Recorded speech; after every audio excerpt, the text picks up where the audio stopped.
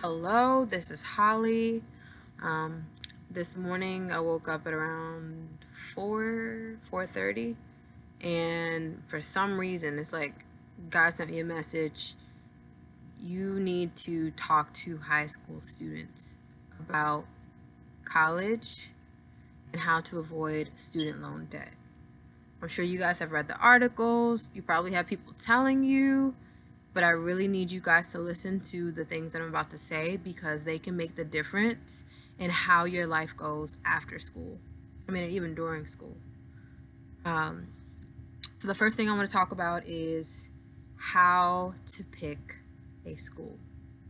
There are many factors that you need to consider when picking a school. For me, to be honest, when I was younger, it was okay, how far is it going to be from home? The convenience of being able to get back. I thought about I researched the diversity at each school. What was the ratio of females to male?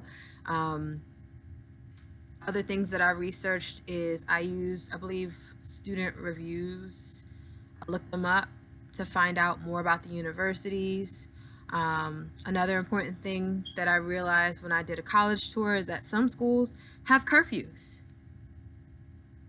So these are things you need to consider when picking a school. Do you have self-discipline, or do you need a school with a curfew? Do you not want to be restricted in that way? So definitely do the college tours, ask questions, read reviews from students that go to the school. Is that school organized? Do they attend to their students' needs? Do they have different activities that you would be interested in? The Black Student Union, a choir, whatever athletics you're into, anything like that. Those are all things you need to think about when picking your school. Now, here's one of the most important things that you should consider if you know that you don't have a lot of funds to cover your education: the cost. And I don't mean just the cost of 1 year. No. You need to sit down, do the math, look at the out of state tuition versus the in state tuition, because that might make a difference as to whether or not you go to a school that's within your state or outside of your state, because the difference can be thousands of dollars. Look at whether it's a quarter system or a semester system. So quarter systems, I started off my education working on my biology degree at Drexel University, and Drexel was on a quarter system, which is very different from a semester system. Things for a quarter system seem to go a lot more quickly. There were exams that seemed to be more frequent because there was such a short span of time for you to soak all that knowledge up. And then it was time for the next course. So you need to think about that. One thing I noticed was that when I transferred to a different school, a lot of my credits did not transfer because of the difference in the quarter system versus the semester system. They did not have enough credit hours for it to actually count towards my degree. So it actually took me a semester longer to graduate. Okay, so we talked about how to pick a school. We talked about definitely doing your research, considering the prices. Now I want to talk about interest rates and student loans. I know it's annoying. You're hearing people asking you or telling you, listen, make sure that you're working towards those scholarships. For me personally, guys, I was top 10% of my class. French Honor Society, National Honor Society, ROTC. I was a part of the Wing Command. I was a part of all these things, and I just assumed that scholarships were going to come to me. Did I get scholarship offers from different schools? Yes, but none of them were a full ride. Not a single one of them.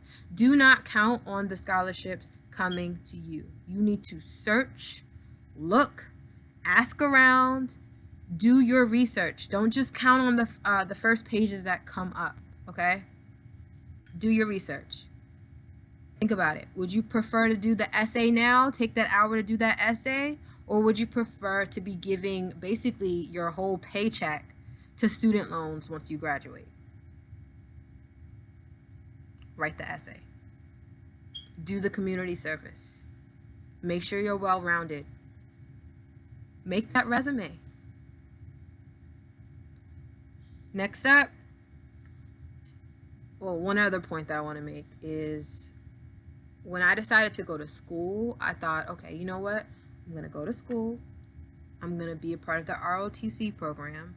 And then I'm going to join the military as an officer. And then they're going to just pay for my student loans, right? Of course, that's what the military does. Guys, I started the ROTC program. I did not like it. I promise you, like, there were a couple of people falling asleep on the first day, and they made us stand against the wall. Embarrassing. Okay? Don't count on having someone else pay off your loans. Things change.